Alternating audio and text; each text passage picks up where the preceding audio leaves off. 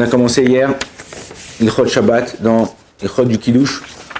On avait dit une chose qui était la chose, on va dire le titre du shiur, c'était En Kiddush et la Bimkom Seuda, qu'on ne fait le Kiddush que dans l'endroit où on mange. Tu peux pas faire Kiddush ici, dans cette pièce-là, et tu descends en bas pour manger ton repas. Non. Ou tu manges ton repas, ou tu fais Kiddush, tu manges ton repas. Ou tu manges ton repas, tu fais Kiddush. D'accord? C'est très très important. Je vous ai dit une chose, que dans le Shulchan Aruch, Siman Resh Ayin Gimel 273, il a apporté comme ça, que le but, et c'est important que dès qu'on rentre de la synagogue vendredi soir, ne pas traîner. T'arrives, tu fais directement ton Kiddush. Quand tu fais ton Kiddush, c'est important. Alors, vous savez qu'on a l'habitude le vendredi soir de bénir nos enfants. Ok? Yasimcha Elohim Kefraim Kineche, Yair Hashem Apanam Lechavechonika Issa, Hashem Panacham Yasem Lechashem Esam Moechem Israël Vanim Berem. On bénit nos enfants comme qui? Comme Ephraim et Ménaché. Pourquoi on ne dit pas, une question que je pose au passage, pourquoi on ne dit pas que nos enfants soient bénis comme Avraham, Yitzhak et Yaakov, ou comme David ou Shlomo? Pourquoi on dit Ephraim et Ménaché? Alors il faut savoir que chaque chose qu'un juif il dit, ok, vous êtes en train de lire un truc, vous lisez la Gemara, ou vous lisez un Teilim, ou vous lisez, je ne sais pas ce que, un Chumash. Vous croyez que c'est les mots, ils ont mis des mots comme ça, c'est de la poésie, c'est du Molière, ou c'est du, je sais pas, Doc Généco, je sais pas, ok, non, c'est quoi, c'est du rap, on met des mots qui vont avec, ensemble. Non, chaque mot, il est là, chaque lettre, pas chaque mot, chaque lettre, elle est là, à la virgule prête. C'est pas pour rien. Pourquoi Akadosh Baruch Hu, les Chachamim, ils nous ont ordonné, de bénir nos enfants comme Ephraim et Ménaché. Ephraim et Ménaché, c'était les enfants de qui?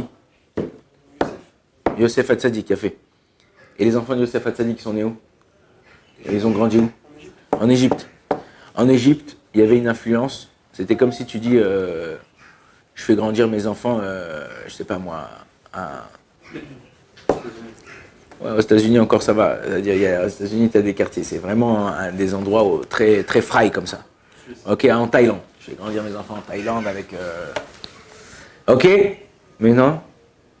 Malgré qu'ils ont grandi là-bas, malgré qu'ils ont fréquenté les gens de là-bas, ils ont réussi à garder leur Torah et leur mitzvot.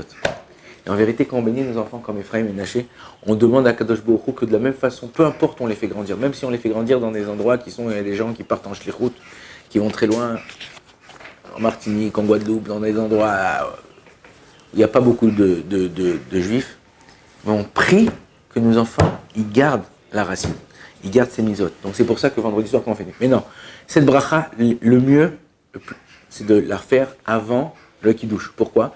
Parce qu'on dit qu'il ne faut pas qu'il y ait tant d'arrêt entre le kiddush, et le motzi. D'ailleurs, vous savez c'est quoi les... Comment ça s'appelle? Ceux qui habitent en Alsace-Lorraine. Les juifs d'Alsace-Lorraine, ça s'appelle des yékés. Ok? Comment ils s'appellent? C'est yékés, ils ont un autre nom en français. Bon, c'est tous les juifs qui viennent de cette région de France, Alsace-Lorraine et l'Allemagne. Hein? Alsaciens? Les Alsaciens, on va dire, les Alsaciens, je sais pas.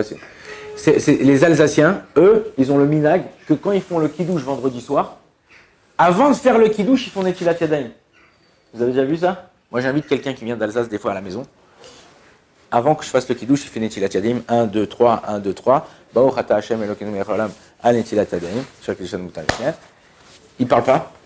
On fait le kiddush. S'il était chez lui, tout de suite, il prend le pain et il fait motzi. Mais comme il est chez moi, on fait directement, je me lave les mains et je fais motzi. Pourquoi?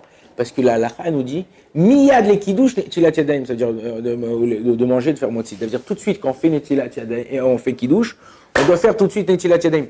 À tel point. Alors vous allez dire, c'est des ouf. Non, c'est pas des ouf. C'est pas des fous. Pourquoi? Parce que le Shulchan Aruch, il nous dit comme ça. Que quand quelqu'un, t'es parti, je suis passé Shabbat, à Eilat, ok? T'arrives 1 heure avant Shabbat, toutes les macolotes, toutes les épiceries, elles sont fermées. Ouais? T'avais acheté du pain à Jérusalem parce que t'as dit, je vais pas trouver de pain là-bas, mais t'avais pas de vin. T'as pas de vin, t'as pas de jus de raisin. T'as pas de vodka, t'as rien. Ok? Comment tu fais kiddush? Tu fais kiddush sur du pain. Comment tu fais? Tu prends ton pain, tu le recouvres, comme on a l'habitude de faire.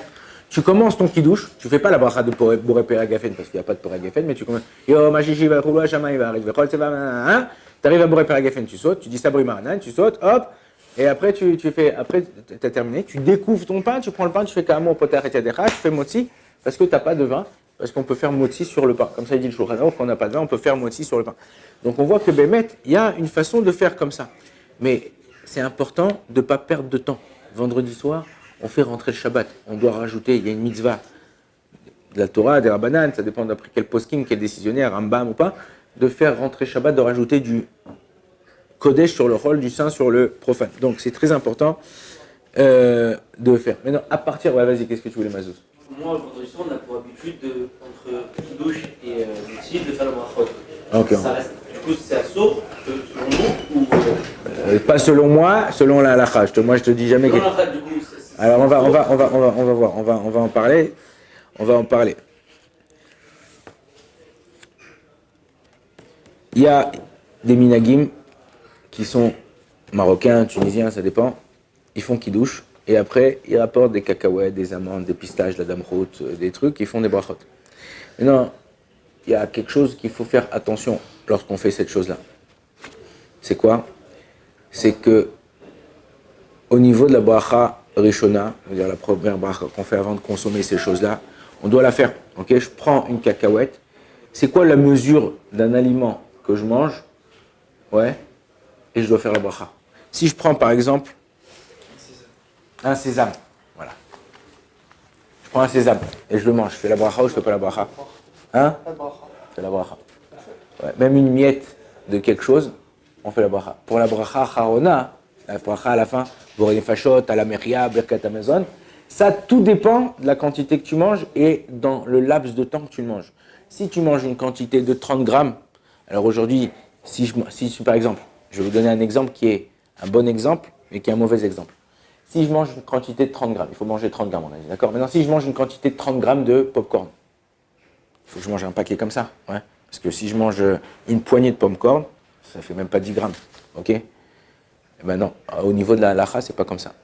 Si je mange, ça dépend. Si c'est quelque chose de compact, c'est 30 grammes. Parce que les chachamim, la Torah, elle a fixé selon le volume, pas selon le gramme. Le gramme, c'est pour nous faciliter la vie à nous aujourd'hui qu'on pèse tout. Quand tu achètes un paquet de chips, il y a écrit 200 grammes net. Ok, ok. Donc en vérité, c'est sans le paquet, sans l'air, sans machin.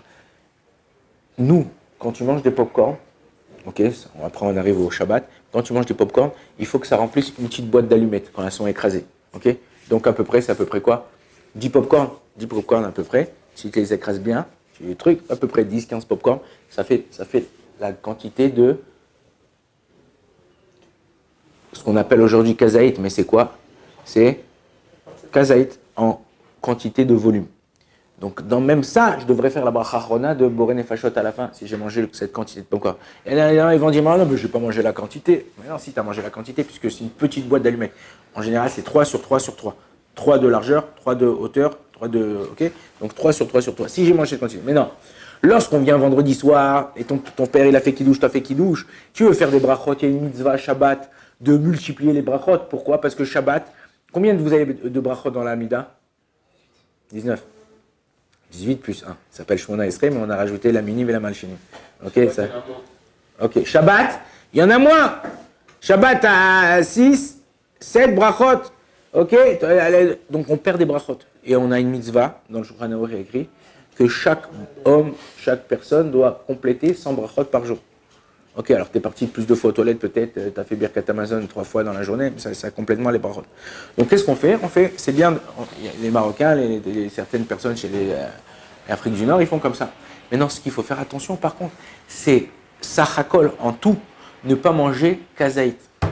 Je mange, par exemple, moi je fais ce que je fais, je prends une demi-amande ou un cashew, une noix de cajou, une demi-noix de cajou ou une noix de cajou. Je prends une cacahuète, une demi-cacahuète. Okay, je prends un tout petit peu comme ça de hummus ou de trina, je fais chez Akol. Je prends un tout petit peu de maisonnote, ça Akol, je ne suis pas arrivé à Kazaï. Pourquoi? Parce que maintenant je sais que je vais faire Netilat Yadayim, mais je vais faire Motzi, et je vais faire Birkat Amazon. Lorsque je fais Motzi, Birkat Amazon, donc après, tu vas acquitter la bracha de, si je mange par exemple des cacahuètes, des amandes, des maisonnotes, je vais acquitter cette chose-là. Donc c'est une bracha qui n'a pas lieu d'être.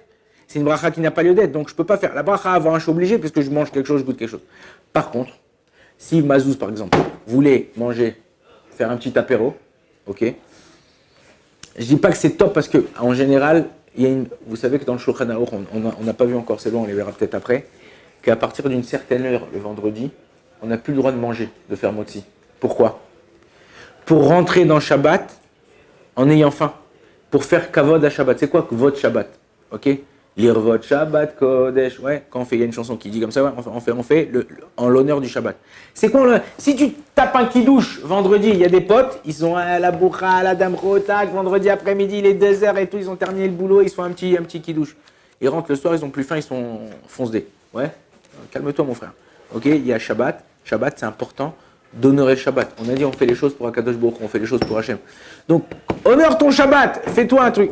Mais non, si par exemple, vous avez faim et tu sais que vous attendez quelqu'un, il ne va pas arriver tout de suite, il va arriver d'ici une demi-heure, 3/4 d'heure, et vous êtes arrivé, ton père il est déjà arrivé, vous voulez faire kidouche, manger de la damroud, des cacahuètes, des amandes, vous allez manger une quantité. Faites bracha rona, borene fachot, à la mechia, ce que vous voulez, ça dépend ce que vous allez manger.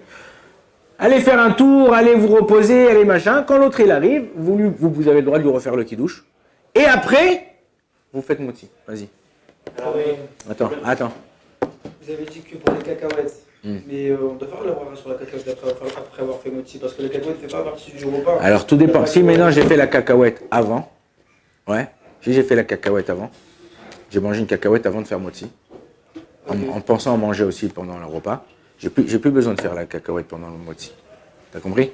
J'ai compris, mais j'aurais compris. Alors maintenant, t'as raison que toute chose, il a posé une bonne question, toute chose qui n'accompagne pas le pain, accompagner le pain, ça ne veut pas dire que je le mange forcément avec du pain. Le poulet, je le mange avec du pain. Le riz, je le mange avec du pain, je ne mange pas le riz avec du pain. Mais en général, quand je fais du riz, ça vient dans un repas où je mangeais du pain. Donc on ne fait pas la bracha sur le riz. Mais une cacahuète, une amande, un raisin, une mangue, ça, c'est des desserts en général. Ils ne viennent pas en général pour accompagner. Mais non, si tu as un safek, si tu as un doute et tu ne sais pas si on fait ou on ne fait pas, ce que tu fais, tu prends la chose où tu as un doute, tu manges avec un tout petit peu de pain. Après, tu peux en manger comme ça sans pain. Et à la fin, avant de faire mon birkat Hamazon, tu mangeras cette même chose avec un petit peu de pain. Pour ça, si tu as un safek. Si tu as un doute, c'est ce qu'on mange ces choses avec le pain ou pas. Mais tu as raison. Si par exemple, j'ai fait kidouche, j'ai fait motzi, et maintenant on m'apporte des cacahuètes, des amandes, tout ça. En général, c'est des choses qu'on ne mange pas avec le pain, c'est des amuse-gueules, c'est pour un peu caler. Okay, si c'est des choses qui sont là pour t'ouvrir l'appétit, on ne fait pas la bracha, puisque c'est comme si ça veut dire que ça vient accompagner le pain. Mais là, dans ton cas, toi, oui. Vas-y, Mazouz. Fais tout là. J'ai compris, Donc vous avez dit, on fait kidouche, on fait les brachot. Alors, tu fais les brachot. Maintenant, si tu vas manger ta tête, ouais, alors après, tu feras bracha rona. Tu feras une petite pause.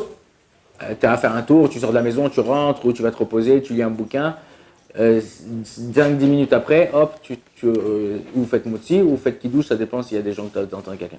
Il y a un problème alors? Alors, nous, ce qu'on fait à la maison, moi, ce que je fais à la maison pour ne pas perdre de temps comme ça, bien inara avec les enfants, ce qui se passe, c'est qu'on fait kidouche, je les bénis, le temps que je bénis un, l'autre il va faire netilat yadayim, tout ça, et entre-temps, moi, je prends une noix de cajou, une cacahuète, un mésonote, un truc. Je n'ai pas mangé le temps. Quand ils ont terminé, entre-temps ils terminent netilat yadayim, moi je fais netilat yadayim, je n'ai pas besoin de faire bracha rona, parce que je n'ai pas mangé la quantité voulue, et je fais tout de suite moti. Ce que j'ai gagné dans ça, c'est de faire au moins 4 brachat mésonotes, à Etz, Adama et Shakol. Tu vois, j'ai fait 4 brachot, j'ai rajouté sur vendredi soir 4 brachot en plus. T'as compris ou pas? Oui, j'ai compris. Mais comme je dis, le problème, c'est qu'on a dit, enfin, vous avez vu au début, il faut être le plus rapide possible. Il faut faire le kidouche et alors, après le plus rapidement possible. Alors, par exemple, moi, comme je fais moi, je ne peux pas faire plus rapide que ça. Parce que de toute façon, il y en a qui font des tilat yadayim, ils n'auront pas terminé ces trucs. Dans un cas, il ne faut pas, encore une fois, prendre ton temps, vas-y. T'as faim, tu veux manger, tu te fais un apéritif. Vas-y, bracha, fais l'apéritif, kiffe ta tête.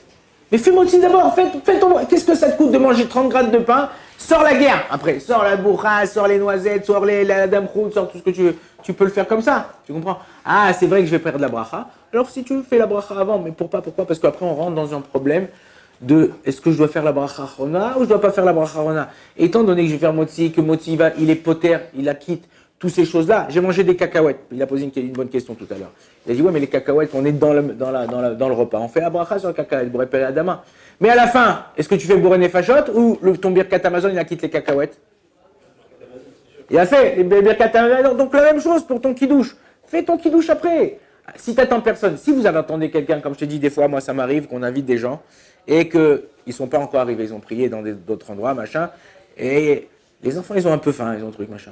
Alors vas-y, donne-leur des petits trucs, fais-leur un petit apéro, un petit truc, et après, faites une pause, bracha rona, et quand les autres ils arrivent, vous faites votre moti. En général, ça arrive très rarement. Donc en général, je te dis, je fais juste la bracha pour faire la bracha, et après, on continue. Baruch Adonai Leolam, Amen ve Amen.